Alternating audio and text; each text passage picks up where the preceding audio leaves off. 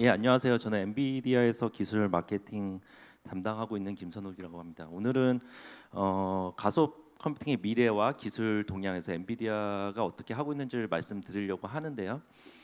일단은 미래나 현재를 얘기하기 전에 과거를 좀 더 얘기를 할게요. 뭐 다들 오신 분들은 많이 알고 계시겠지만 과거를 한번 짚고 가면서 실제로 좀 느낌을, 그러니까 현재에만 너무 몰입돼 있으면 미래를 오히려 못 받아들일 수가 있거든요. 지루하시더라도 간략하게 좀 기초적인 것부터 얘기를 하고 갈게요.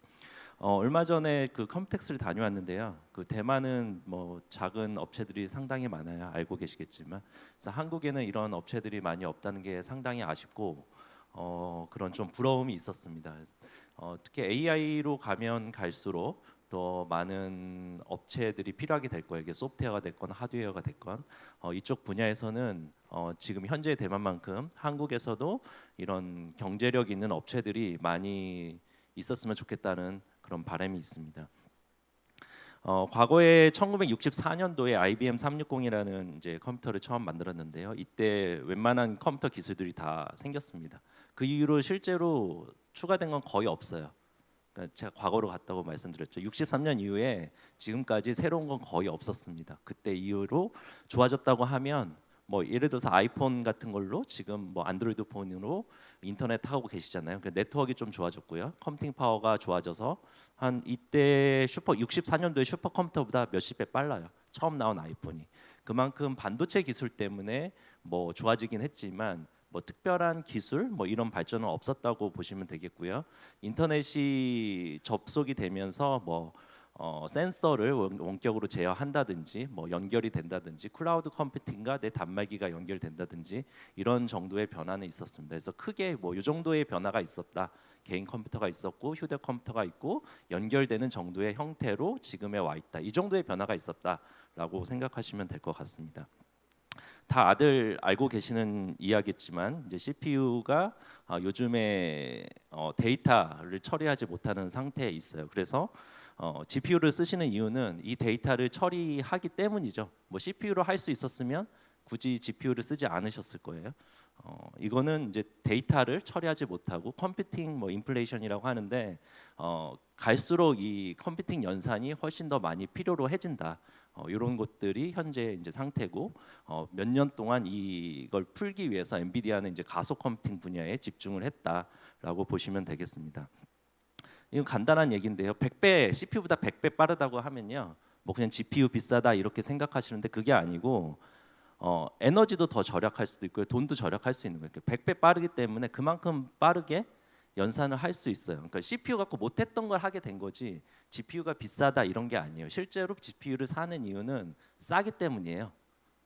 그 뭐 좋은 회사들이 경쟁력을 갖추기 위해서 더 너도 나도 막 살려고 하잖아요. 그 이유는 싸기 때문이에요.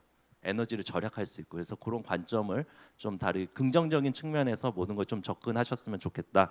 뭐 다들 그렇게 하시지만 몇몇 이제 부정적으로 생각하시는 분들이 있어서 한번 짚고 넘어가겠습니다. 네. 저희가 뭐 쿠다라고 해서 많은 분들이 뭐 쿠다로 뭐 소프트웨어적으로 많은 걸 했다라고 생각하고 계시는데요. 사실 이렇게 가속하는 거는 쉽지가 않아요. 이 쿠다 보시면 이제 쿠디에는 뭐 모듈러스 뭐 여러 가지 있는데요. 이게 각 분야별로 라이브러리라고 보시면 돼요. 쿠다하고 쿠디에는 다른 거예요. 쿠다는 그냥 하드웨어를 돌리기 위한 기본적인 소프트웨어고요. 쿠디에는 딥 뉴럴 네트워크에 만든 소프트웨어 라이브러리라고 보시면 돼요. 그러니까 각각의 분야마다 저희가 최적화된 소프트웨어를 만들었어요. 그러니까 어떤 개발자가 있는데 인공지능 하는 사람인데 처음에 개발하신 그 알렉스넷을 하신 분은 GPU 프로그래밍을 할 수 있었어요. 그래서 무언가를 했지만 그 위에 인공지능을 개발하시는 분들은 GPU 프로그래밍을 못해요. 쿠다 프로그래밍만으로 현대의 그 복잡한 인공지능 개발을 하실 수가 없어요. 그래서 그거를 저희가 도와주기 위해서 cuDNN이라고 해서 딥 뉴럴 네트워크 사용하는 관련된 소프트웨어를 최적화시켜서 다 저희가 소프트웨어를 만들었습니다. 이거 되게 어려운 일이에요. 아무나 할 수 없는 일이고 이런 것들이 저희가 350개 정도의 라이브러리가 있어요. 20년 동안 이걸 한 거예요. 하드웨어 칩 회사라고 생각하시지만 20년 동안 이걸 한 거예요. 이걸 해서 가속을 할 수 있었고 이 소프트웨어를 개발하면서 그 맞게끔 하드웨어 구조도 바꾸고 이런 걸 동시에 했던 거예요. 하드웨어 칩만 많이 만든 게 빠르게 만든 게 아니라 이런 소프트웨어도 같이 병행해서 했다. 이게 저희 과거의 모습이고 현재도 이렇게 하고 있습니다. 처음에 말씀드린 그 알렉스넷이라는 것은 이제 그 GPU 옛날에 이제 그 게임용 GPU를 가지고 이걸 했어요. 그때부터 이제 발전했다라는 걸 알고 계실 텐데 저희가 이걸 보고 뭘 했냐면 이걸 써서 이렇게 할 수 있구나를 알고 그냥 그거를 그대로 한 게 아니고요. 예전에 아까 말씀드린 그 쿠다라는 그래픽을 하는 연산하는 그 코어 가지고 처음에 이 알렉스라는 사람은 그걸 했어요. 그 프로그래밍을 할 줄 알았고 딥뉴럴도 네트워크도 할 줄 알았고 근데 그 다음에는 이거를 잘 써야 되겠다 싶어가지고 저희가 텐서 코어라는 걸 만들었어요. 그러니까 뭐 GPU 코어 예전에 그 코어가 아니에요. 텐서 코어라 해서 뭐 딥뉴럴의 네트워크 연산에 관련된 것들을 빨리 할 수 있는 텐서 코어를 넣었고요. 그다음 GPU 한 개로 안 되겠다 싶어갖고 GPU를 여러 개 연결하는 방법을 했어요. 그 GPU 여러 개를 연결하려면 PCI 익스프레스를 하잖아요. 근데 그거 안 돼가지고 예전에 IBM 해갖고 NV링크를 만들어서 NV링크를 IBM 칩에도 넣고요. 지금은 이제 ARM 기반으로다가 또 CPU를 만들어서 그 링크를 해요. 그런 이유는 뭐냐면 GPU 여러 개를 써야 되겠구나라는 걸 알았기 때문이고 하드웨어 소프트웨어죠. 소프트웨어 그 니클이라고 하는데 그런 여러 개의 GPU를 또 동시에 쓸 수 있는 라이브러리도 만들었어요. 그런 것들을 꾸준히 해서 만든 게 처음에 2016년에 DGX라는 이 8개 들어가 있는 하나의 서버인데요. 그래픽 카드를 8개를 연결을 했고요. 우리는 이 미래를 이렇게 보는데 이걸 쓸 사람이 있을까? 오픈AI가 주문을 했습니다. 처음 주문을 했고요. 아시겠지만 오픈AI가 그런 미래를 갖고 있는 기업이 성공을 했죠. 그리고 챗GPT라는 걸 만들었어요. 미래를 보는 사람들이 한 거죠. 그래서 그 이후에 저희는 뭐 했냐? 17년에 다시 멜라녹스를 인수해서 더 큰 컴퓨터를 만들어야 되겠다 해서 네트워크 회사를 인수해서 이런 컴퓨터들을 서로 연결하는 네트워크로 연결하는 것을 강화시켰죠. 그래서 훨씬 더 큰 모델을 만들 수 있게 됐습니다. 그래서 지금은 이제 AI 팩토리라고 해서 이런 커다란 컴퓨터들이 더 많은 것들을 만들 수 있는데 여기서 만든 건 이제 토큰이라고 하거든요. 그 챗GPT에서 만드는 그 글자들 나오잖아요. 이 글자들을 만들어낼 수 있는 기본이 이제 토큰이라고 하는데 이제 토큰을 생성하는 AI 공장이다 이렇게 말씀을 드리고요. 그림을 보시면 이제 밑에 로봇, 뭐 자동차, 뭐 이런 것들이 있잖아요. 일단은 이제 제조 로봇 옆에 있는 제조만 보면 이제 제조하는 마켓이 되게 크잖아요. 그러니까 예전에는 뭐 컴퓨터에서 IT 하면 이제 컴퓨터, 핸드폰, 뭐 자동차 이렇게 가다가 로봇까지 가면 이 휴머노이드 로봇이 있잖아요. 사람이 할 수 있는 건 웬만한 거 다 할 수 있다는 뜻이죠. 그러니까 마켓이 점점 커진다. 그 IT에만 머물러 있던 게 아니라 AI가 산업 전반적으로 이제 펼쳐 나가고 있다라고 보고 있습니다.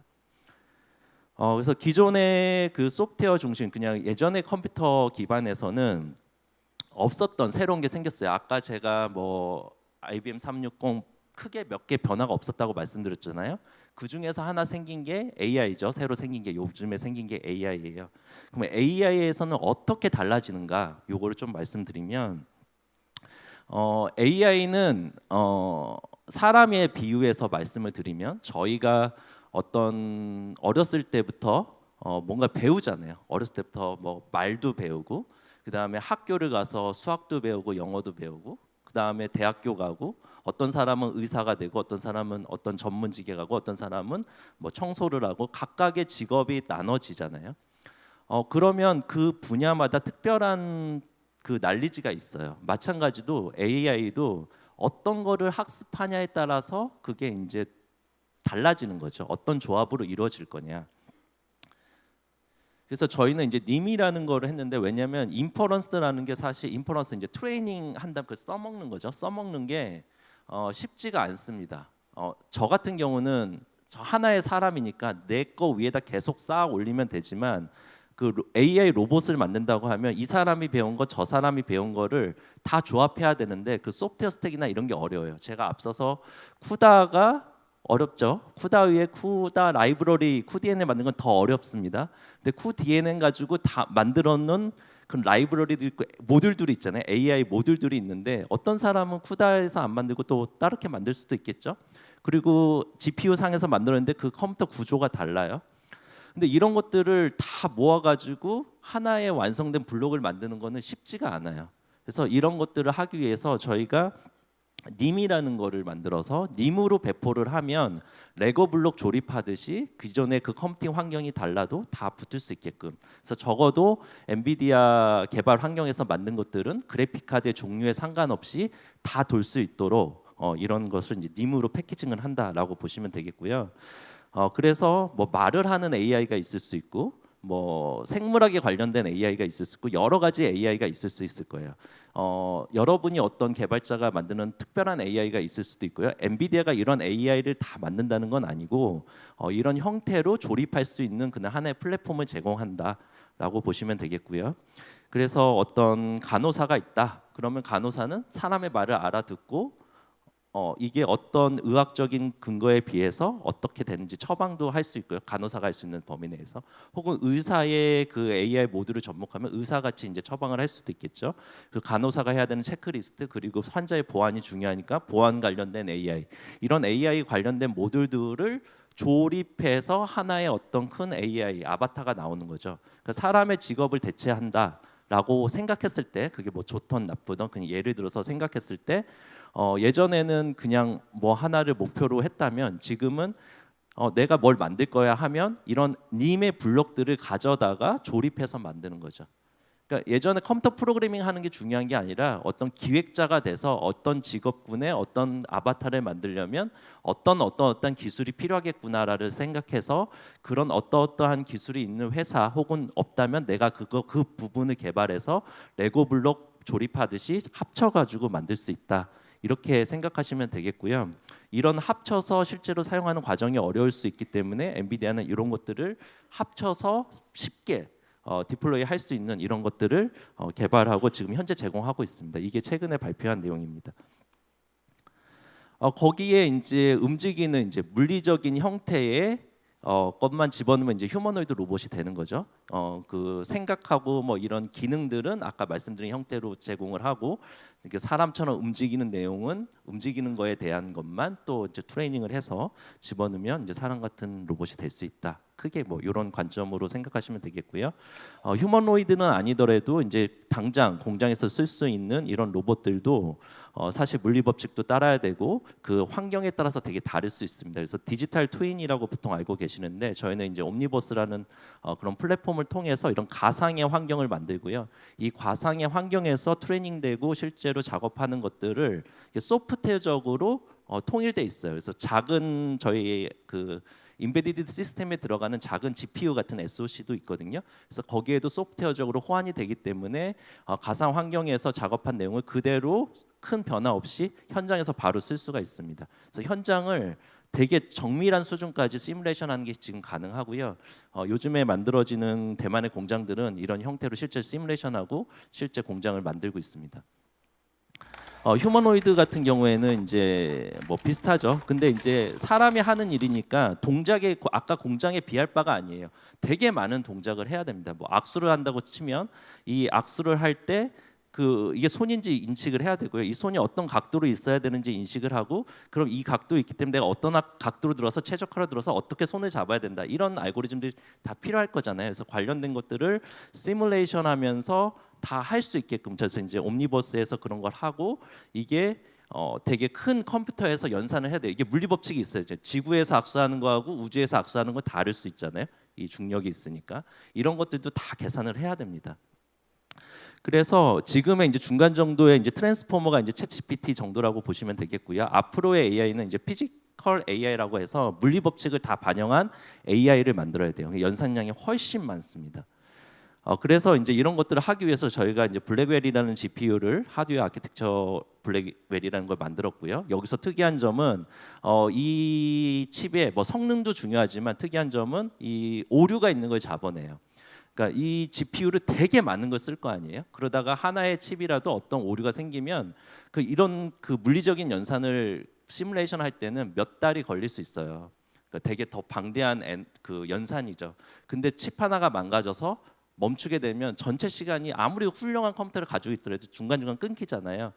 그래서 그거를 저희가 예측해 한 10만 개 정도 돌리면 뭐 매분 망가질 수도 있는 상황이에요. 그래서 이런 것들을 자동으로 디텍팅하고 이제 처리할 수 있는 이런 하드웨어 아키텍처를 했는데 이 부분도 상당히 성능 못지않게 상당히 중요하고 이게 결국에는 전체 시간을 당기니까 성능이라고 볼 수 있는 거죠. 그래서 성능이 좋아졌다는 거 알고 계실 거고요. 그 다음에 GPT 처음 얘기했죠. 요즘 나온 게 GPT-4, 1.5, 뭐 1.8, 뭐 이렇게 그 파라미터 뭐 이런 것들이 있는데, 그러니까 좀 복잡한 거라고 보시면 돼요. 요즘의 GPT는 예전에 그 파스칼 구조가 있었으면 개발이 안 됐어요. 에너지가 부족해서도 못 하고요. 그런 그 AI 시설을 슈퍼컴퓨터 시설을 만들었더라도 몇 년 걸렸을 겁니다. 그러니까 저희가 그런 네트워크를 연결하고 이런 것들을 컴퓨팅을 발전시켰기 때문에 GPT-4가 나왔지 기존의 컴퓨팅 환경 갖고는 요거 자체 개발이 안 됐을 거예요. 그리고 인퍼런스도 마찬가지로 GPT-4 기준으로는 뭐 물론 스몰 LLM 뭐 이런 얘기도 하시지만 되게 성능이 좋은 거 기준으로 했을 때는 사용조차 못한다. 라고 보실 수 있는데 이제 컴퓨팅 환경이 좋아지면서 이런 것을 쓸 수 있게 됐고 전기도 적게 먹는다라고 보시면 될 것 같습니다. 그래서 이런 것들을 하기 위해서 오른쪽에 있는 게 처음 말씀드린 8개 정도 그래픽 카드가 들어가는 하나의 서버라고 보시면 되고요. 이제 물리 관련된 AI를 해야 되잖아요. 그러면 더 복잡해요. 그래서 지금 왼쪽에 보는 72개의 GPU를 연결한 게 하나의 GPU라고 보시면 돼요. 그런 것들을 저희가 NV링크라는 걸로 연결했고요. 그 NV링크를 또 연결하는 칩을 만들었어요. NV링크 스위치라고 해서 훨씬 더 빠르게 GPU들을 연결하는 그 칩까지 만들어서 연결을 하고 있습니다. 그래서 저희가 만드는 그거는 하나의 그냥 칩이 아니에요. 지금 만드는 AI 하드웨어는 하나의 칩이 아니라 네트워크나 이런 연결된 것들, 이런 모든 것들을 고려한 하나의 그런 서버, 하나의 시스템, 쿨링까지 다 고려한 그런 시스템이라고 보시면 되겠고요. 이런 게 있어야지 앞으로의 AI를 개발할 수 있다라고 보시면 될 것 같습니다. 시간이 없어서 뭐 좀 복잡하게 만들어졌다라고 생각하고 넘어갈게요. 그래서 이런 것도 부족하기 때문에 다음 세대의 칩도 저번에 이제 컴텍스에서 최근에 발표를 했고요. 그래서 CPU도 HBM4를 쓰는 그런 GPU 루빈이라는 걸 만들 예정이고요. CPU도 또 다른 CPU가 또 나올 수 있겠죠. 네. 저희가 지금 노트북, 핸드폰, 자동차, 그다음 이제 로봇 이렇게 나왔잖아요. 근데 로봇을 보시면서 어떤 생각을 하시나요? 이게 나올 것 같다고 생각하세요? 네, 그러니까 살아있는 동안에 나올까요? 제 경험을 말씀드리면 그 핸드폰 처음에 제가 핸드폰 개발도 했었거든요. 핸드폰에서 인터넷하고 막 이런 거 옛날 EVDO 뭐 이럴 때 했었는데 뭐 핸드폰에서 어떻게 인터넷을 하고 검색을 해?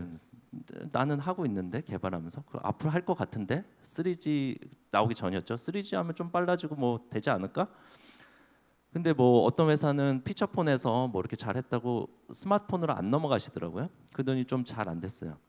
그리고 이제 제가 핸드폰에서 또 그만둘 때쯤에 나중에 전기 자동차 뭐 자율주행차 나오지 않을까 했는데 그런 거 안 나올 거야. 해서 그 업종에 계신 분들도 그렇게 얘기를 했어요. 근데 좀 지나서 또 지금 나왔잖아요. 돌고 있잖아요. 이제 로봇도 마찬가지로 사람들이 내가 있는 동안에 휴머노이드가 있겠어? 라고 생각하고 있잖아요.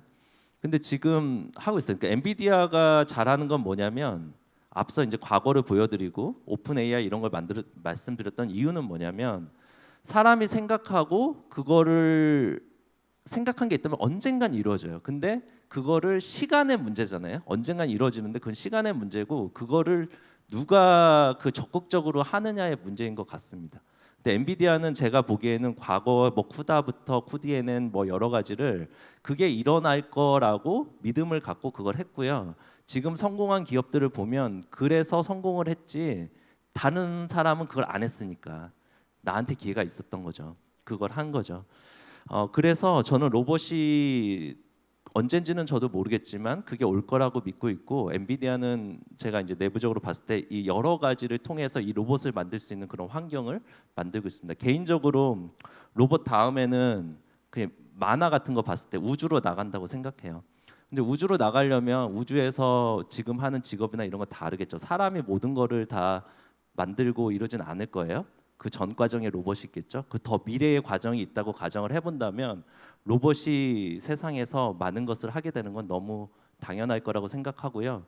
요거를 집중해서 지금의 AI 방향도 여러 가지로 연구를 하신다면 미래를 생각하시는데 많은 도움이 될 것 같습니다.